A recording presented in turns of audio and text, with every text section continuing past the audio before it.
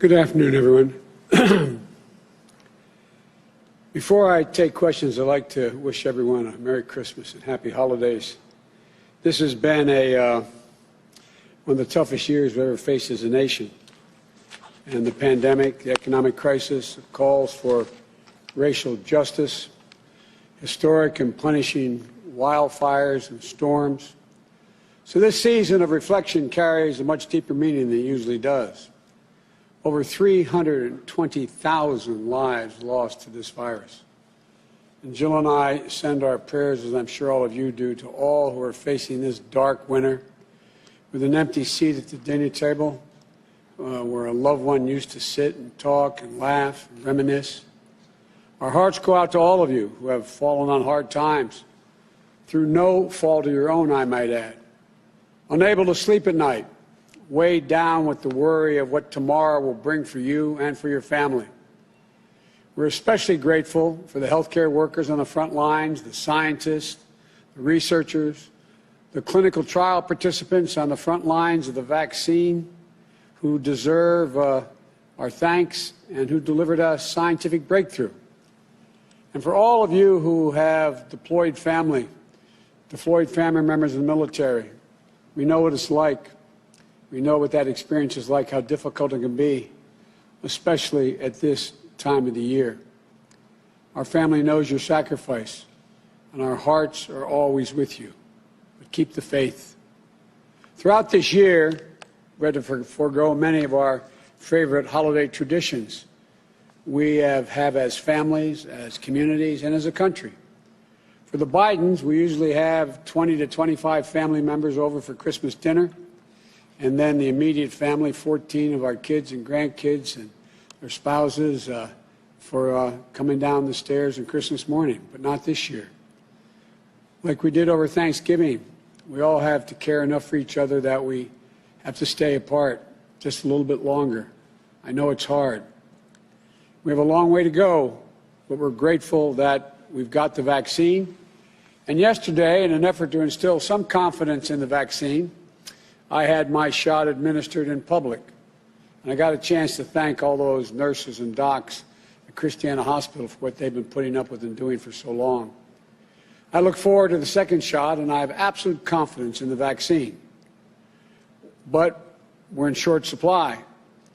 Taking the vaccine from a vial into the arm of millions of Americans is one of the biggest operational challenges the United States has ever faced. We're 300 million people. And we're going to take many more months for that to happen. In the meantime, this pandemic rages on. Experts say things are going to get worse before they get better, notwithstanding the fact we have the vaccine. As you all know, we're averaging a death rate of close to 3,000 people a day. That means we're going to lose tens of thousands of more lives in the months to come. And the vaccine won't be able to stop that. So we'll still have to remain vigilant. We need everyone to mask up, stay socially distanced, avoid large gatherings, particularly inside. We need to work in a bipartisan way. That's the only way we're going to get through this in tough times. And we have our first hint and glimpse of bipartisanship. I applaud the Congress. Their economic relief package that included funding for vaccine distribution, much needed temporary relief for workers, families, and small businesses. In this election, the American people made it clear they want us to reach across the aisle and work together on matters of national concern to get something done. And I believe that to be the case from the very beginning of my campaign, and I'm happy to see members of Congress heeding that message as well from their own constituents. Leaders in both House and Senate, both parties, deserve credit for making the hard compromises to get this done. But like all compromises, it's far from perfect. But it does provide vital relief at a critical moment. However, as I've said all along, this bill is just the first step, a down payment in addressing the crises, more than one, that we're in. There's a lot more work to do. Early next year, I'm going to put forward to the Congress my plans for what comes next. We'll need more help to fully distribute the vaccine. We're going to need more testing in order to be able to open our schools. We're going to need more funding to help firefighters and police, many of whom are being laid off as I speak. And the same with nurses, risking their lives in the front lines. The same for millions of hurting families who are unable to put food on the table, pay rent or the mortgage. Unemployment's extended for another 10 weeks. It's going to take a lot longer than that. But Congress did its job this week. And I can and I must ask them to do it again next year. But even with the changes in approach I'm going to put in place in late January, people are still going to be getting sick and dying from COVID. One thing I promise you about my leadership during this crisis, I'm going to tell it to you straight. I'm going to tell you the truth. And here's the simple truth. Our darkest days in the battle against COVID are ahead of us, not behind us. So we need to prepare ourselves to steel our spines. As frustrating it is to hear, it's going to take patience, persistence, and determination to beat this virus. There'll be no time to waste in taking the steps we need to turn this crisis around. My administration will start to do its part on our first day in office, with masking requirements, a new strategy for testing, accelerated protection, protective gear. And we're going to challenge Congress and the American people to step up immediately as well to do their part. As with the relief bill passed by Congress, there's another challenge which my administration will confront on a bipartisan basis: a massive cybersecurity breach against the U.S. companies, many of them, as well as federal agencies. And there's still so much we don't know, including the full scope of the breach or the extent of the damage it has caused. But we know this much. This attack constitutes a grave risk to our national security. It was carefully planned and carefully orchestrated. It was carried out by using sophisticated cyber tools. The attackers succeeded in catching the federal government off guard and unprepared. Foreign actors have been working this breach since late last year, at least last year, setting the landscape to compromise our systems, scraping up sensitive information from our world-class tech sector and from private businesses and from United States government agencies. The truth is this: the Trump administration failed to prioritize cybersecurity. It did that from eliminating or downgrading cyber coordinators in both the White House and at the State Department, to firing the director of Cyberspace and Infrastructure Security Agency, to President Trump's irrational downplaying of the seriousness of this attack. Enough's enough. In an age when so much of our lives are conducted online, cyber attacks must be treated as a serious threat by our leadership at the highest levels. We can't let this go unanswered. That means making clear and publicly who is responsible for the attack and taking meaningful steps to hold them in account. Initial indications, including from Secretary Pompeo, Secretary of State, and Attorney General William Barr, suggest that Russia is responsible for this breach. It certainly fits Russia's long history of reckless, disruptive cyber activities.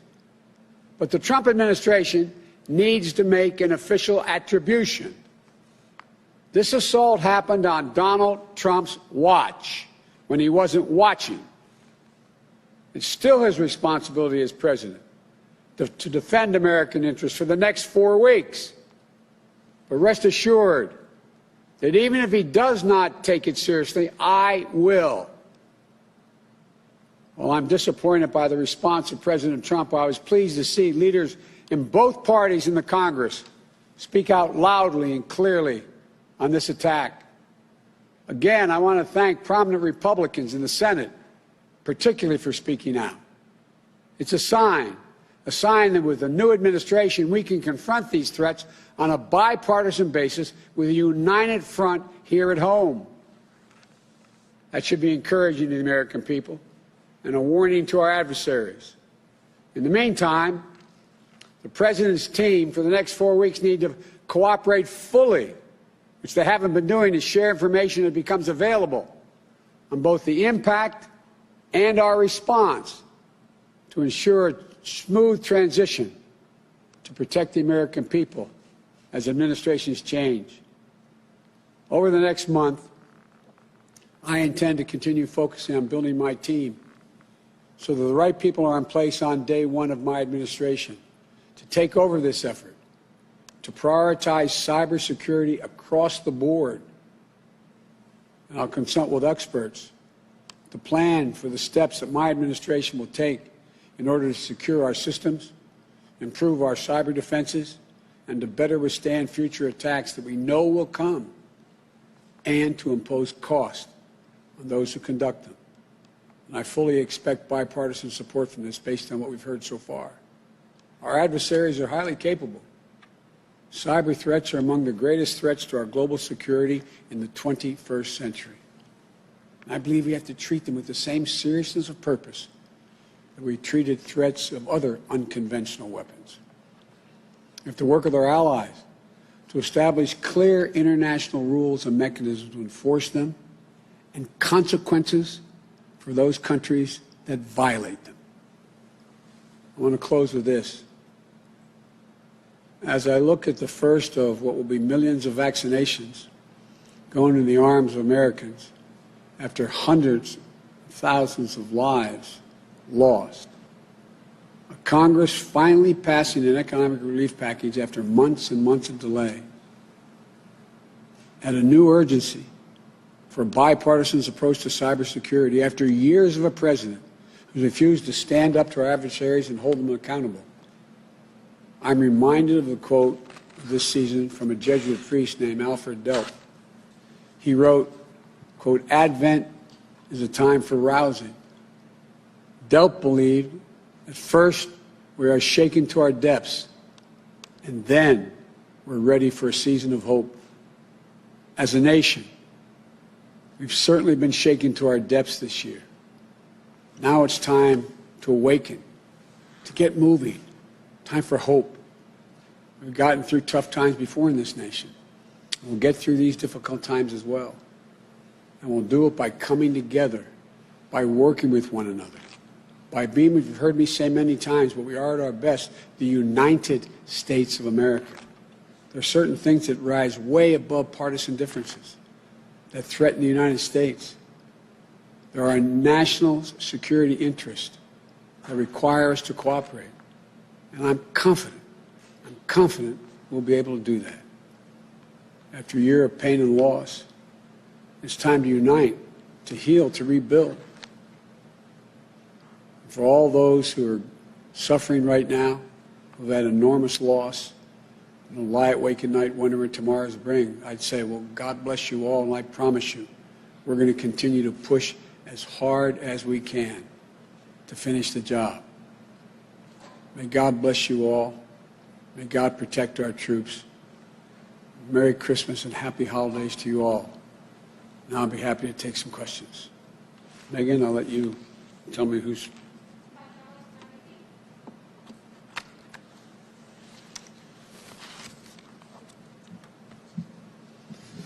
Thank you, Mr. President-elect.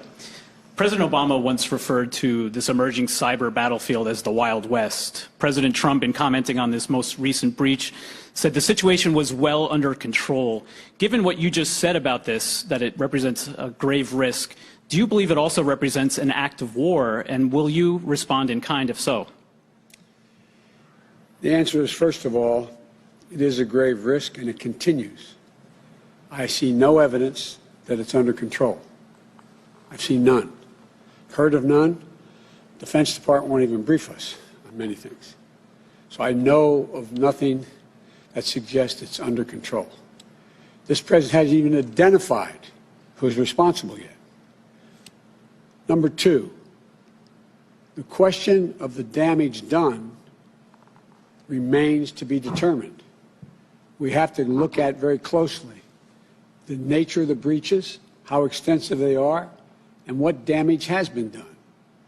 And thirdly, there's going to be a necessity, as President Obama and I and our administration talked about. We need international rules of the road on cybersecurity.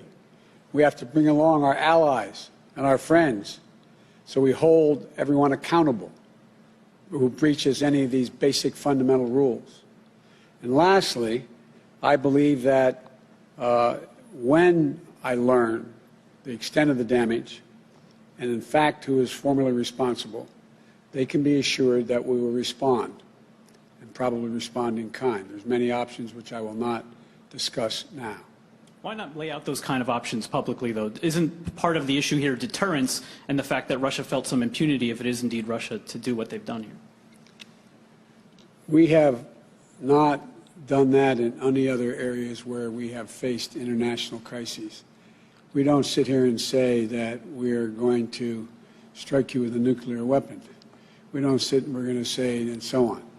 Let us determine what the extent of the damage is, and I promise you there'll be a response. On another issue, sir, as you know, the runoff elections in Georgia could well determine whether there's a Democratic Senate in January or a Republican Senate in January.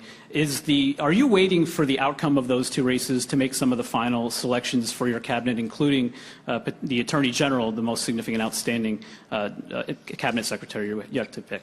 No, not based on the Attorney General. It's just a matter of getting to it and through it and being able to announce them all. They'll all be announced either just before or just after. We're going to make an announcement tomorrow, and we may have another announcement between then and Christmas and New Year's. We're just working through all of the efforts to do due diligence. And lastly, has the issue of the investigation of your son come up in discussions with your team and with potential candidates about Attorney General? No. I guarantee you I'm going to do what I said. The Attorney General of the United States of America is not the President's lawyer. I will appoint someone who I expect to enforce the law as the law is written, not guided by me. Thank you, sir.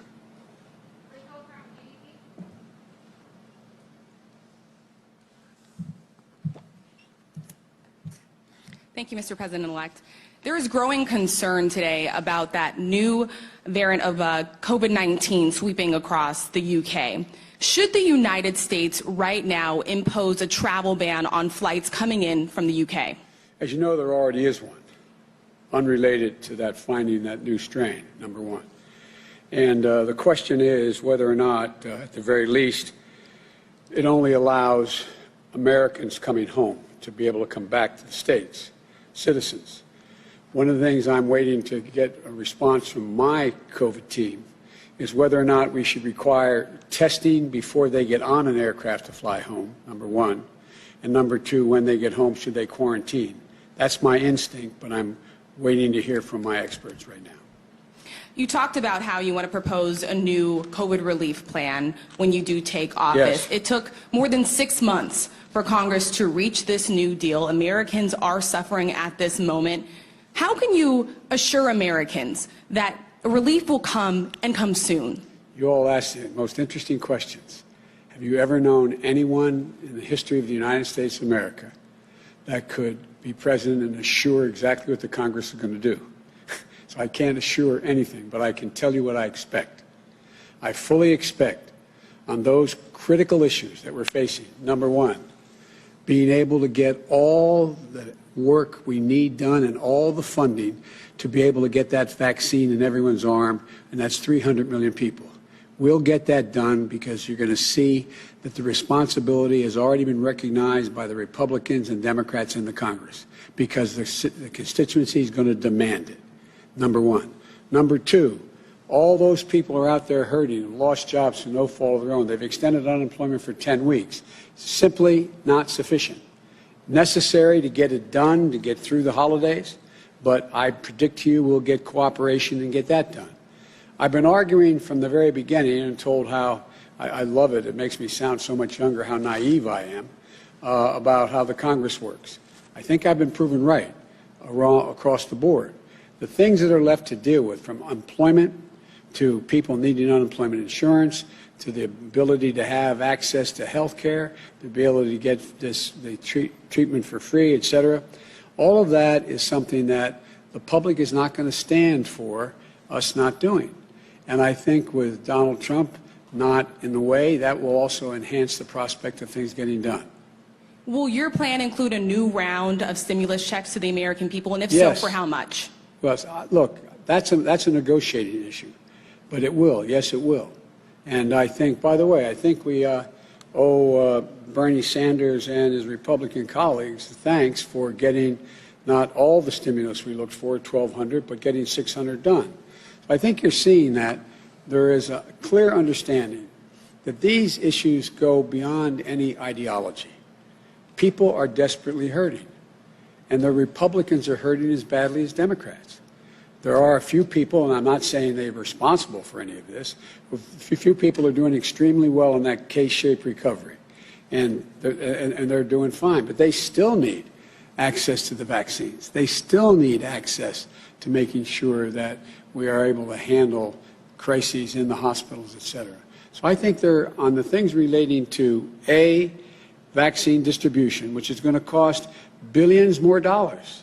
It's simply going to cost billions more dollars. We need national standards to lay out to help governors discern how they're going to get that vaccine throughout their communities, number one. Number two, we're going to need to take care of those people who, through no fault of their own, are unemployed.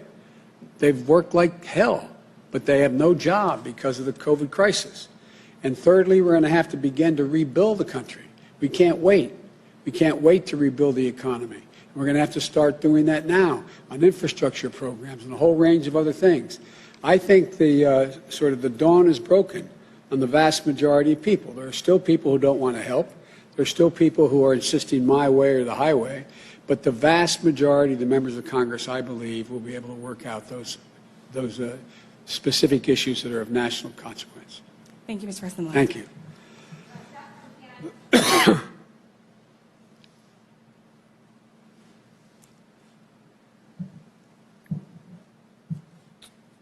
Mr. President-elect, thank you.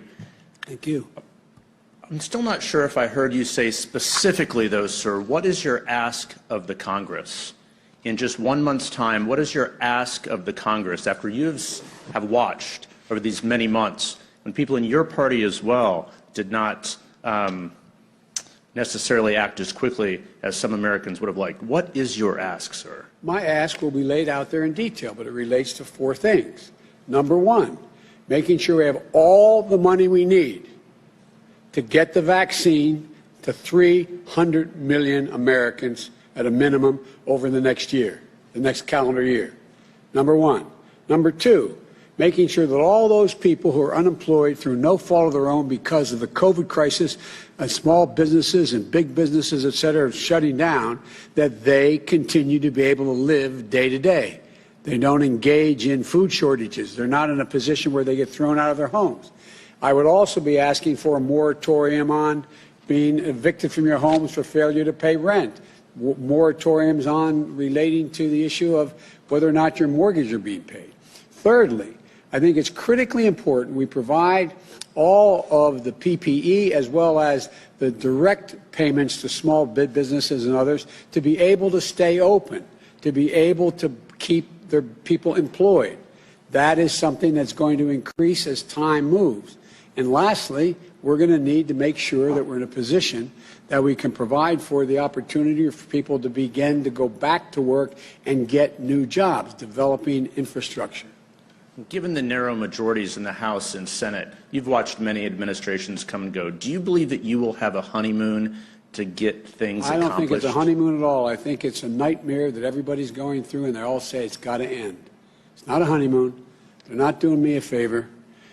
I'll ask you a rhetorical question I don't expect you to answer, and that is, do you think that Republicans who are losing their businesses, do you think Republican constituents out there who can't pay their mortgage, do you think they're not letting their Republican representatives know they got a problem?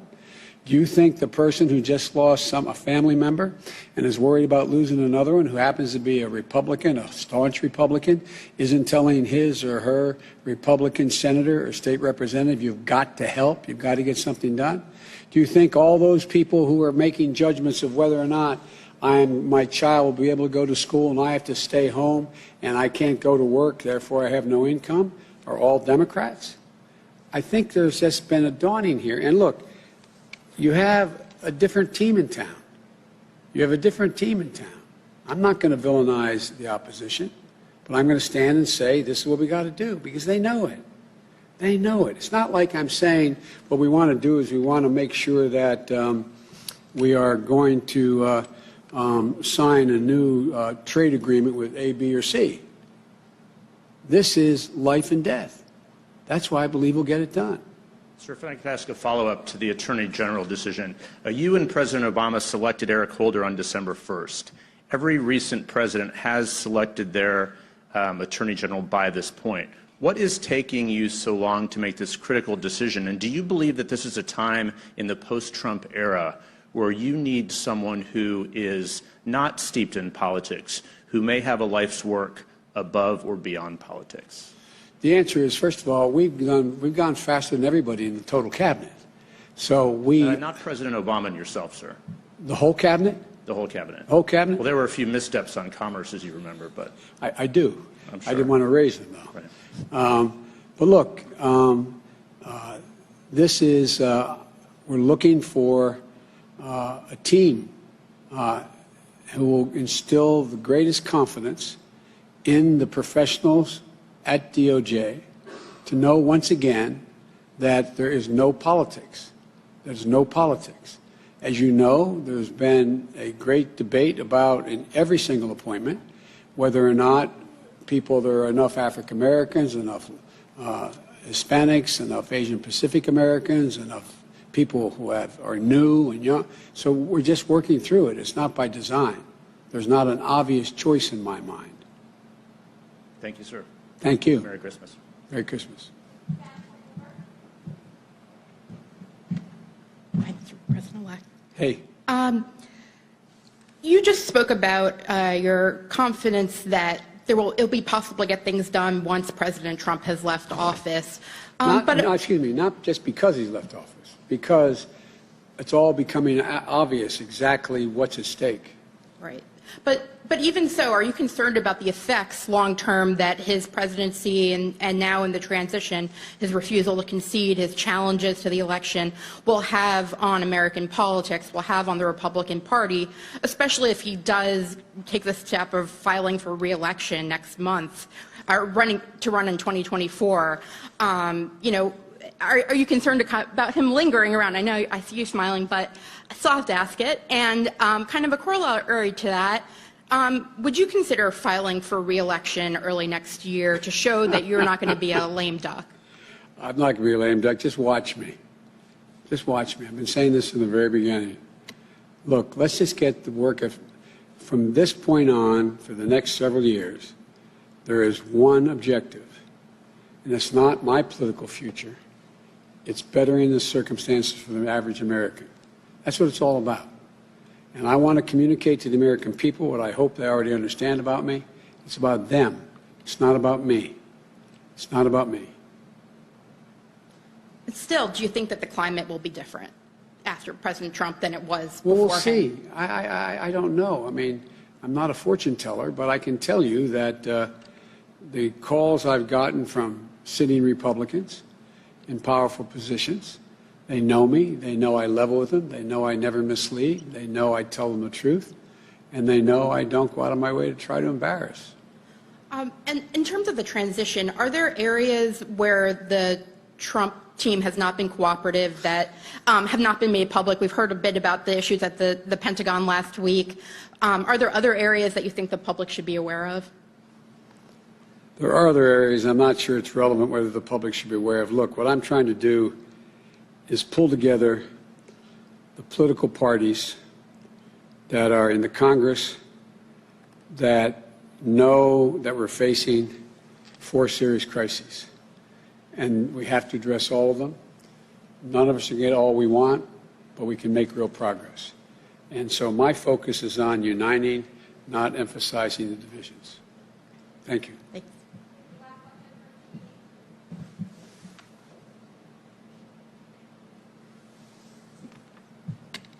Thank you, Mr. President-elect.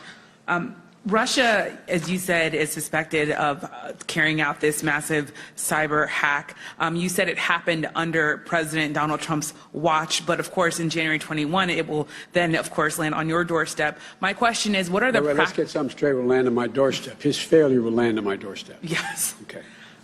What are the practical implications of overseeing a government where experts say it could take years to know where the hackers went and years to remove them? How can you ensure that the systems will be safe given what experts are saying? I can't ensure, but I can demand, based on the experts both here and among our allies, what is needed to find that out. It may cost literally billions of dollars to secure our cyberspace. It may take a great deal to get it done.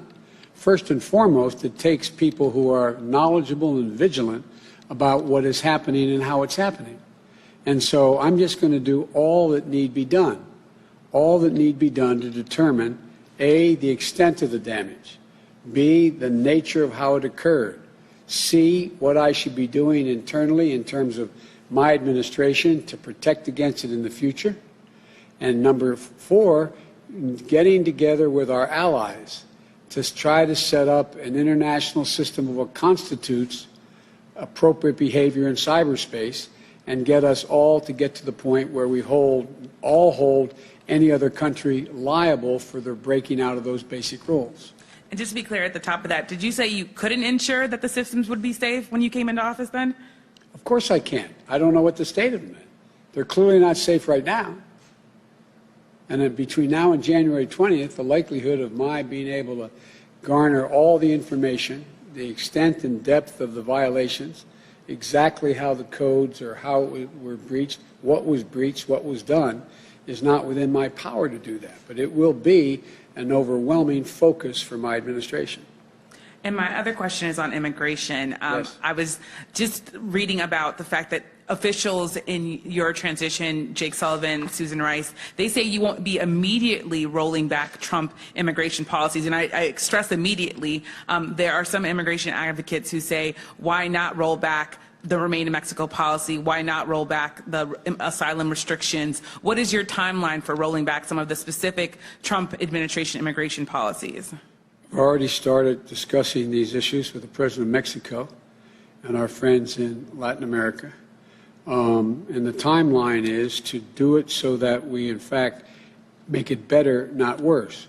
The last thing we need is to say we're going to stop immediately the access to asylum the way it's being run now and end up with 2 million people on our border. It's a matter of setting up the guardrails so we can move in the direction. I will accomplish what I said I would do, a much more humane policy based on family unification, but it requires getting a lot in place and requires getting the funding to get it in place, including just asylum judges, for example. So it's a matter of it will get done, and it will get done quickly, but it's not going to be able to be done on day one, lift every restriction that exists and find out that and go back to what it was 20 years ago and all of a sudden find out we have a crisis on our hand that complicates what we're trying to do. Would you say to immigration, what would you say to immigration advocates then who say maybe you're possibly dragging your feet too and it might take too long? Or it sounds like you're saying you need to be patient. Look at me. I've never told them anything I haven't done. I'm working with them now. We're dealing with some of those very organizations as we speak. And I will do what I said. It's going to take not day one, it's going to take probably the next 6 months to put that in place. Thank you so much. Thank you. Merry Christmas, everybody. Thank you.